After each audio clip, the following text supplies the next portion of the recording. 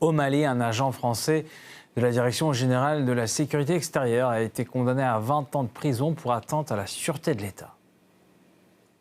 Arrêté en août 2025, Yann Vézilier était poursuivi pour conspiration contre les institutions maliennes et pour son implication dans un projet visant les autorités de transition. Au-delà du verdict, plusieurs analystes et observateurs maliens estiment que la peine prononcée demeure insuffisante au regard de la gravité des accusations. Il y a beaucoup d'espions qui travaillent sous couverture d'agents diplomatiques au sein de plusieurs ambassades occidentales au Mali ici. Il faut reconnaître ça. Donc, si je dis que la justice a été clémente envers cet espion, parce que 20 ans, c'est peu pour moi. Il fallait une peine plus lourde que ça. Parce que quelqu'un, quand on est diplomate dans un pays, il faut éviter de s'immiscer dans les affaires internes de ce pays. À plus forte raison même, éviter de s'associer à des complots ou d'être l'initiateur d'un complot qui a pour but de renverser un pouvoir légitime en place. La France conteste fermement les faits reprochés à son ressortissant et affirme qu'il a agi dans le cadre de ses fonctions diplomatiques. Cette affaire intervient alors que les relations entre Bamako et Paris restent fragilisées depuis la rupture de la coopération militaire. Mais vraiment, la charge est retenue contre lui et puis ce qu'on lui reproche, ça c'est une tentative de déstabilisation. Et c'est un monsieur qui a fait pas mal de temps depuis l'an dernier, qui est en train de prendre contact avec les leaders religieux, avec les politiciens, avec tous ceux qui sont un peu contre les autorités de la transition. Donc, vu c'était quand même l'efficacité de nos services de renseignement qui a pu mettre la main sur nous depuis août dernier, novembre dernier, comme vous l'avez si bien dit. Aujourd'hui, la sentence vient de tomber. 20 ans de prison ferme, plus 20 ans aussi d'interdiction de séjour au Mali, plus une amende de 3,5 millions et qui me paraît un peu très léger par rapport aussi à ce qu'on lui reproche. Alors que des voix au Mali réclament une réponse judiciaire plus sévère, plusieurs habitants de Bamako voient dans ce jugement un signal de fermeté face aux ingérences étrangères. Ce dossier sensible illustre les profondes divergences qui persistent entre les deux pays. Après la visite du nouveau président béninois, Romuald Wadani, à Niamey, où il a rencontré son homologue nigérien, les deux pays ont convenu de renforcer leur coopération sur tous les plans. C'est dans ce contexte qu'un comité chargé d'évaluer les conditions de réouverture de la frontière entre le Bénin et le Niger a été établi. Détail avec Marie-Anne Fedjo. Près de 3 ans après la fermeture de la frontière entre le Niger et le Bénin, le processus de normalisation entre les deux pays semble entrer dans une phase concrète. À Niamey, ce 5 juin, le Premier ministre nigérien Ali Mahaman Lamine Zein a officiellement installé un comité mixte d'experts chargé d'étudier dans un délai de 15 jours les conditions d'une réouverture progressive du principal corridor reliant les deux États. Cette initiative intervient quelques jours après la visite historique le 2 juin à Niamey du président béninois Romuald Wadani, une rencontre avec le général Abdourahmane Tiani qui a marqué un tournant diplomatique après plusieurs années de tensions politiques et sécuritaires. Les deux dirigeants ont affiché leur volonté de relancer la coopération bilatérale et de lever progressivement les obstacles qui freinent les échanges entre leurs peuples. Les deux présidents se sont déclarés convaincus de la nécessité de renforcer la coopération au plan politique, économique, scientifique et culturel entre les deux pays et sont convenus d'accroître les échanges mutuels à tous les niveaux, notamment à travers la tenue régulière de la commission mixte de coopération nigéro-béninoise. Un comité d'experts chargé de recenser et de lever les 10 obstacles a été mis en place à cet effet. Il dispose d'un délai de 15 jours pour rendre son rapport aux deux chefs d'État. Ça, c'est vraiment le début d'un dégel que nous, on va inscrire dans la durée. Parce que d'abord, il faut voir l'aspect symbolique de cette visite. Il faut dire que c'est l'une des toutes premières sorties à l'étranger du nouveau président béninois, après le Nigeria, qui est également un de ses pays voisins, également voisin au Niger. C'est le Niger qu'il a choisi de visiter comme pays francophone, comme pays, en tout cas de l'AES, si vous voulez. Donc, on peut dire que ça, c'est une marque, en tout cas, de considération et une volonté aussi de coopérer véritablement sur des conditions saines n'est-ce pas, avec les autorités nigériennes. Ce comité est constitué de plusieurs membres du CNSP, dont le ministre d'État de l'Intérieur, de la Sécurité publique et de l'administration du territoire, Mohamed Toumba, les membres du gouvernement ainsi que des experts civils et militaires de la surveillance du territoire. La fermeture de la frontière a fortement perturbé les flux commerciaux entre le Bénin et le Niger. Transporteurs, commerçants et populations frontalières ont vu leurs activités ralenties, parfois même paralysées, tandis que le corridor reliant le port de Cotonou au Niger perdait son rôle stratégique dans les échanges régionaux. Ici, les intérêts économiques entre les deux pays s'entendent le port autonome de Cotonou et le pétrole. Mais pas sans savoir que le Niger n'a pas de façade maritime, donc le Niger utilise le port de Cotonou. Et le port de Cotonou brasse quand même en termes de flux vers les pays de l'interbanque.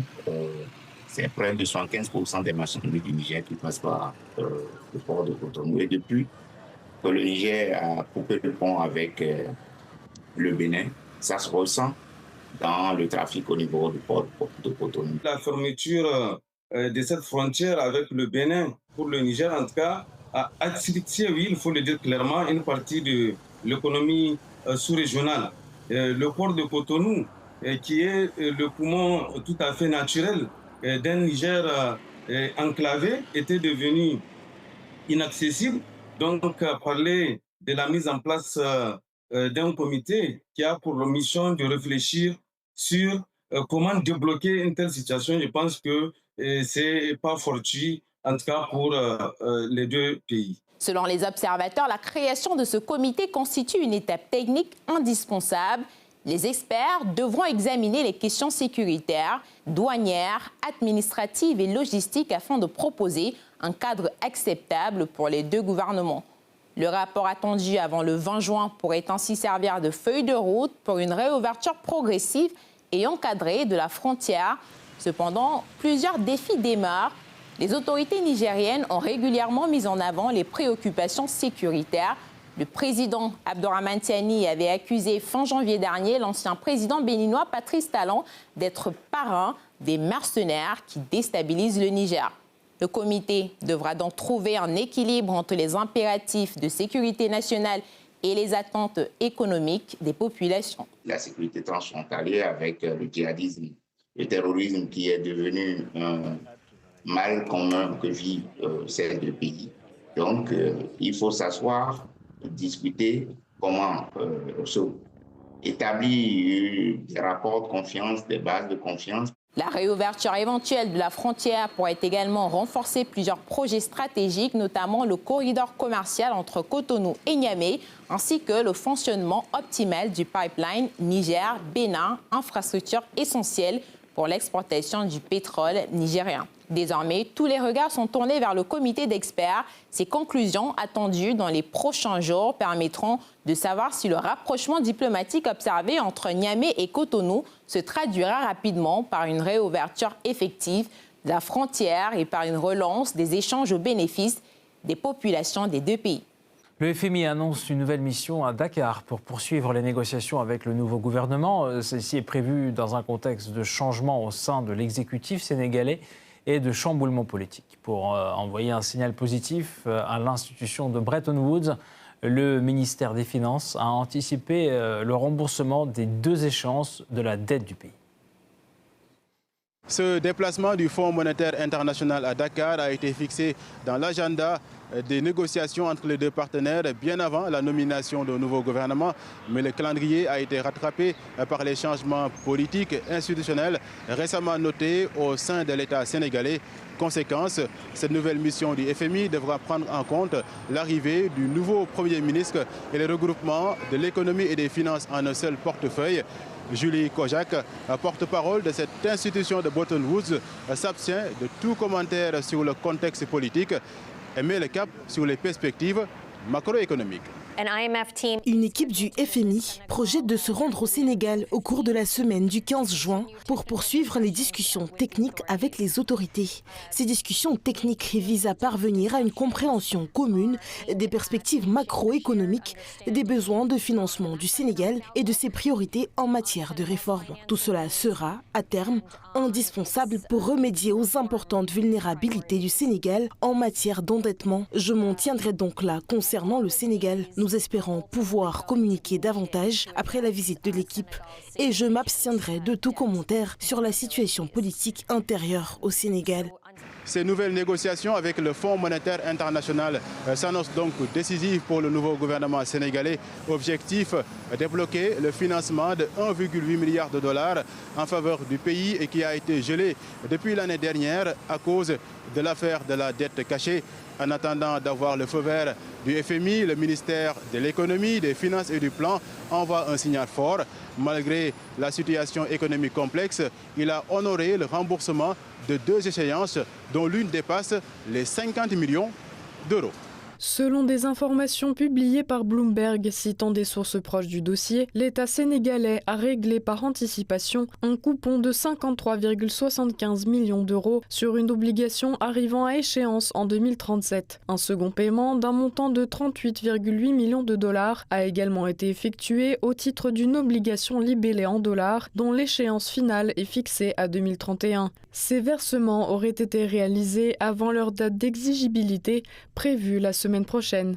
Malgré cette crise d'optimisme, les agences de notation continuent d'alerter sur la situation économique du Sénégal.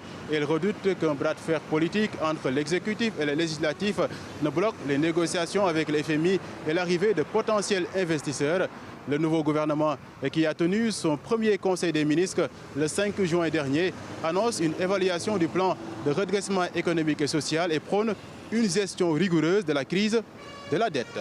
Le président de la République souligne l'impératif pour celui-ci d'être un gouvernement de travail, d'action, de réalisation et de résultats rapides. À cet effet, il demande au Premier ministre de lui proposer dans les meilleurs délais un plan d'action du gouvernement. Ce plan d'urgence gouvernementale opérationnel doit intégrer la relance de l'économie, l'assainissement des finances publiques, le traitement de la dette souveraine, avec l'apurement de la dette intérieure ainsi que la redynamisation des secteurs vitaux. La question de la restructuration de la dette sera remise à l'ordre du jour avec cette nouvelle mission du Fonds monétaire international prévue à partir du 15 juin prochain à Dakar.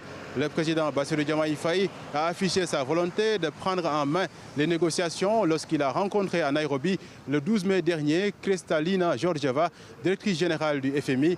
À l'issue des discussions, il a salué des échanges constructifs tout en insistant sur les mesures prises par le Sénégal pour faire face aux chocs liés à la guerre au Moyen-Orient.